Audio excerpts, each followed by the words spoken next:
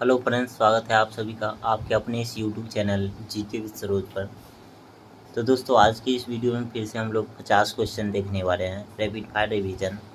ठीक है, तो यह जो सेट है, सेट नंबर 4 होगा और सभी के लिए है। ठीक है, चाहे Bihar SSC, BSO, ASO, assistant field, ठीक है, या किसी भी एग्जाम, रेलवे का, एसएससी का, सबके लिए जीके का क्वेश्चन है। वही क्वेश्चन आते हैं, जीके वही होते हैं। ठीक है, तो चलिए आइए वीडियो को स्टार्ट करते हैं। आते हैं पहले सवाल पे। आपका पहला सवाल है आज का, भारत की संविधान के अनुच्छेद 243 क्लाउज ख के अधीन कौन स्वशासी संस्था की स्थापना की गई है।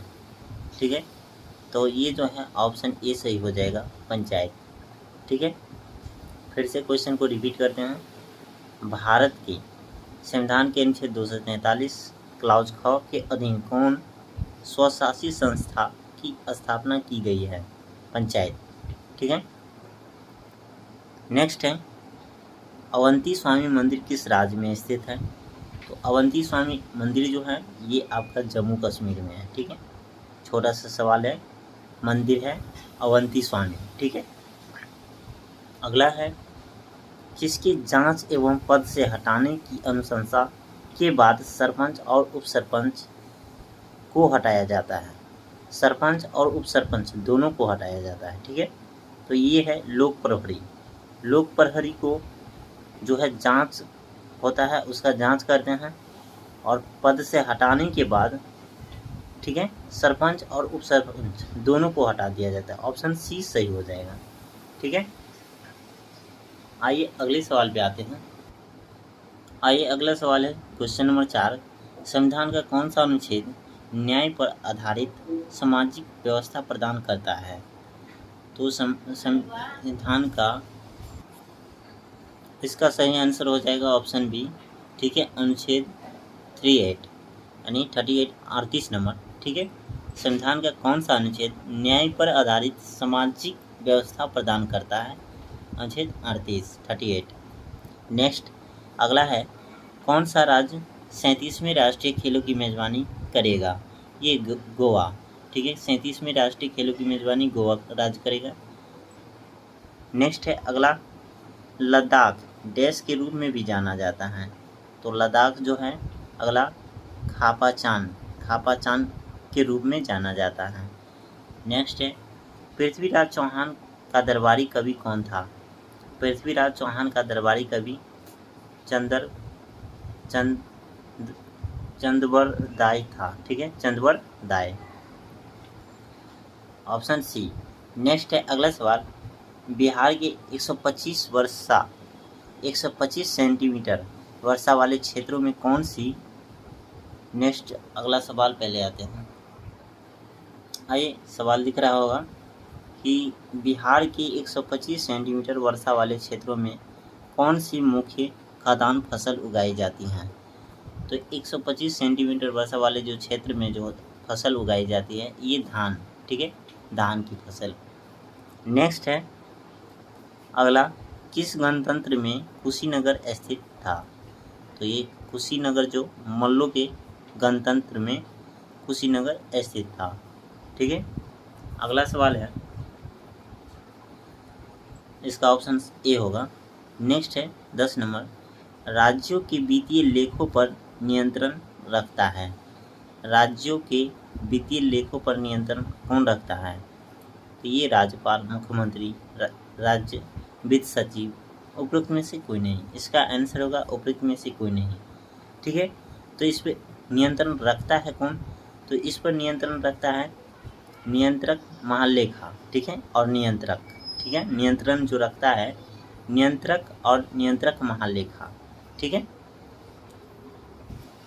आइए अगला सवाल है क्वेश्चन नंबर 11, ग्राम सभा एक गांव के सभी लोगों की आम सभा है जिन्होंने डैश वर्ष की आयु प्राप्त कर ली है। तो आम सभा में जो उसमें जो है शामिल होने के लिए जो होता है कितनी वर्ष आयु होनी चाहिए। तो 15, 18, 21, 35, तो ये 18। तो 18 वर्ष हो जाता है तो उस आम सभा में भाग ले सकते हैं। ठीक है, नेक्स्ट है अगला सवाल, 12 नंबर सवाल पे आते हैं। आइए 12 नंबर सवाल है, बिहार में सबसे प्राचीन नहर कौन सी है?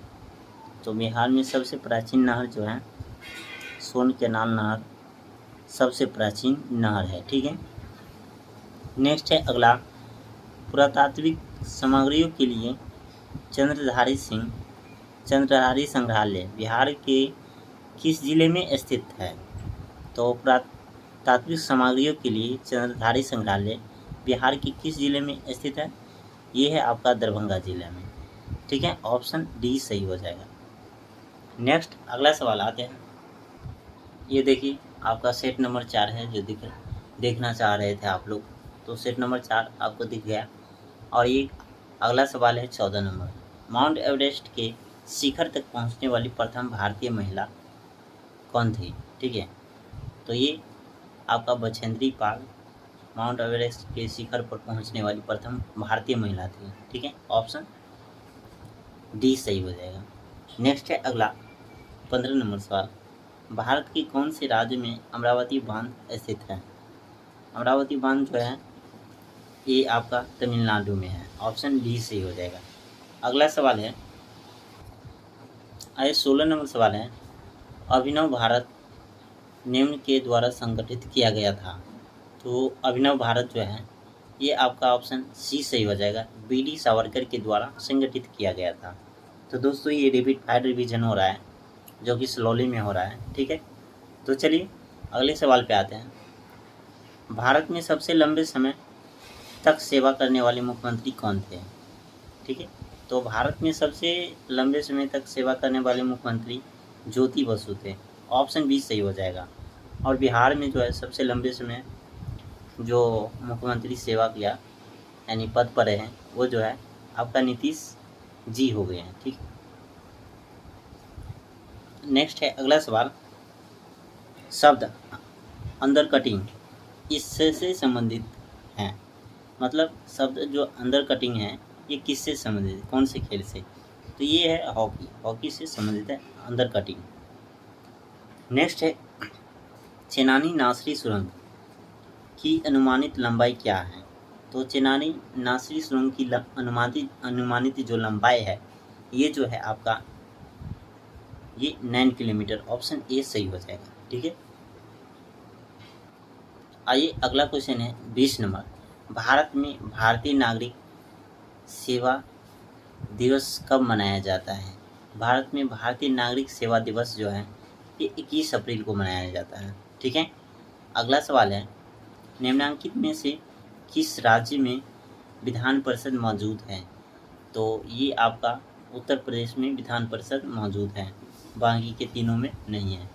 अगला है, भारत का राष्ट्रीय सुरक्षा सलाहकार कौन है? तो भारत का राष्ट्रीय सुरक्षा सलाहकार जो है सुरक्षा सलाहकार ये आपका अजीत कुमार डोभाल है। ठीक है, ऑप्शन डी सही हो जाएगा। नेक्स्ट अगले सवाल पे आते हैं। आइए क्वेश्चन नंबर 23 है, थिएटर में सबसे लंबी समय अवधि के लिए कौन सी फिल्म प्रदर्शित की गई थी? तो थिएटर में जो है यानी सिनेमा हॉल में जो इस थिएटर में सबसे लंबी समय तक जो फिल्म लगी थी ये थी दिलवाले दुल्हनिया ले जाएंगे, दिलवाले दुल्हनिया ले जाएंगे, DDLJ। ठीक है, DDLJ तो शाहरुख खान की मूवी है जो आप लोग देखे ही होंगे। नेक्स्ट है अगला सवाल है 24 नंबर, प्रति व्यक्ति आय की गणना कैसे की जाती है? तो प्रति व्यक्ति आय की गणना जो की जाती है तो प्रति व्यक्ति आय बराबर होता है राष्ट्रीय आय बटा जनसंख्या। तो भारत का राष्ट्रीय आय बटा भारत की जनसंख्या। ठीक है, नेक्स्ट है अगला सवाल क्वेश्चन नंबर 25, ये है आपका क्वेश्चन नंबर 25, किस अर्थशास्त्री ने निम्नलिखित वाक्यांश को लोकप्रिय बनाया? तो वाक्यांश क्या है देख लीजिए। वाक्यांश जो है, प्रत्येक से उसकी क्षमता के अनुसार, प्रत्येक को उसकी आवश्यकता के अनुसार। ठीक है, यानी प्रत्येक से उसकी क्षमता के अनुसार और प्रत्येक को उसकी आवश्यकता के अनुसार, ये वाक्यांश है। और इस वाक्यांश को जो है लोकप्रिय बनाने वाले जो महान पुरुष है ये कार्ल मार्क्स हैं, ठीक है, कार्ल मार्क्स है। अगला सवाल है, आइए 26 नंबर सवाल है, भारत में राष्ट्रपति किस अनुच्छेद के अंतर्गत राष्ट्रीय आपात घोषित करता है? तो ये जो है आपका 352, ये जो है 352 अनुच्छेद के अंतर्गत जो है राष्ट्रीय आपात घोषित करता है। नेक्स्ट है, शिक्षा का अधिकार की व्याख्या भारतीय संविधान की किस अनुच्छेद में की गई है? तो शिक्षा का अधिकार का जो व्याख्या किया गया है अनुच्छेद 21A क्लॉज ए, ठीक है। अगला सवाल है, गौतम बुद्ध ने अपना पहला उपदेश कहाँ दिया? तो गौतम बुद्ध ने अपना पहला उपदेश जो किया सारनाथ में दिया, ऑप्शन सी। नेक्स्ट है 29 नंबर सवाल पे आते हैं। आइए 29 नंबर सवाल है, एक जल संधि क्या है? तो एक जल संधि जो है ये जो है आपका पानी का एक संकरा भाग जो दो बड़ी जल राशि को एक दूसरे से जोड़ता है, ठीक है। जल संधि पानी का एक संकरा भाग जो दो बड़ी जल राशि को एक दूसरे से जोड़ता है। नेक्स्ट है अगला सवाल, विवाह नामक विषय इसमें से किससे संबंधित है?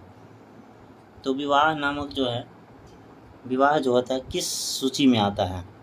अविष्ट विषय में, अवशिष्ट विषय में, राज्य सूची में, संघ सूची में, समवर्ती सूची में। तो विवाह जो है समवर्ती सूची में आता है, ठीक है, ऑप्शन सी। नेक्स्ट है अगले सवाल पे आते हैं 31 नंबर पे। आइए 31 नंबर सवाल है, किस संशोधन के तहत भारतीय संविधान के अनुच्छेद 75 में यह जोड़ा गया था कि मंत्रिपरिषद में प्रधानमंत्री सहित मंत्रियों की कुल संख्या लोकसभा सदस्यों की कुल संख्या के 15% से अधिक नहीं होगी, ठीक है। तो ये जो है इसका सही आंसर जो हो जाएगा ऑप्शन बी, संविधान जो 91वां संशोधन अधिनियम 2003 के अनुसार, ठीक है, 91वां संशोधन संविधान 2003 के संविधान अधिनियम 2003 के अनुसार। फिर से सवाल को इसको देखेंगे, क्या कह रहा है, किस संशोधन के तहत? तो ये संशोधन क्या है, 91वां। भारतीय संविधान के अनुच्छेद 75 में यह जोड़ा गया था कि मंत्रिपरिषद में प्रधानमंत्री सहित मंत्रियों की कुल संख्या लोकसभा सदस्यों की कुल संख्या के 15% से अधिक नहीं होगी। तो ये संविधान अधिनियम 2003 के अनुसार, ठीक है। नेक्स्ट है अगला सवाल 32 नंबर 32, हल्दी घाटी लड़ाई कब लड़ी गई थी? तो हल्दी घाटी लड़ाई जो है कब लड़ी गई थी? ये 1576 ईस्वी में, ठीक है। नेक्स्ट अगला सवाल पे आते हैं। आइए अगला सवाल है 33 number, man esters of Kumaon नामक पुस्तक के लेखक कौन है? तो ये मैन ईस्टर्स ऑफ कुमाऊं नामक का जो पुस्तक नामक का लेखक जो है जिम कार्बेट, ऑप्शन सी सही हो जाएगा। नेक्स्ट है 34 नंबर, प्रथम अफीम युद्ध, द्वितीय अफीम युद्ध एवं टाइपिंग विद्रोह ये सभी किस देश से संबंधित है? ये चीन, ऑप्शन चीन डी हो जाएगा, चीन सही आंसर हो जाएगा। अफीम युद्ध जो है प्रथम और अफीम द्वितीय युद्ध, टाइपिंग विद्रोह ये सभी किससे संबंधित है? फ्रांस से। नेक्स्ट है 35 नंबर, एक अधिक प्रति व्यक्ति आय वाला देश अन्य कम प्रति व्यक्ति आय वाले देशों से डैश विकसित होता है? अधिक, ठीक है। ये एक जो है अधिक प्रति व्यक्ति आय वाला देश अन्य कम प्रति व्यक्ति आय वाले देशों से जो है अधिक विकसित होता है।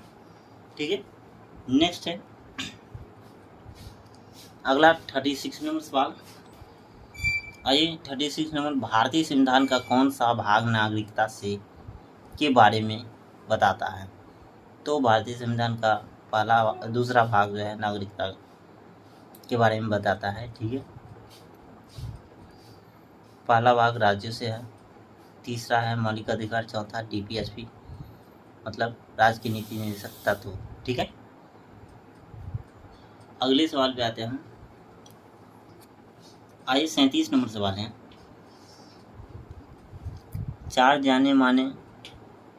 जाने माने वर्णों में से पहले स्थान पर कौन सा वर्ण था? तो ये जो है आपका ब्राह्मण।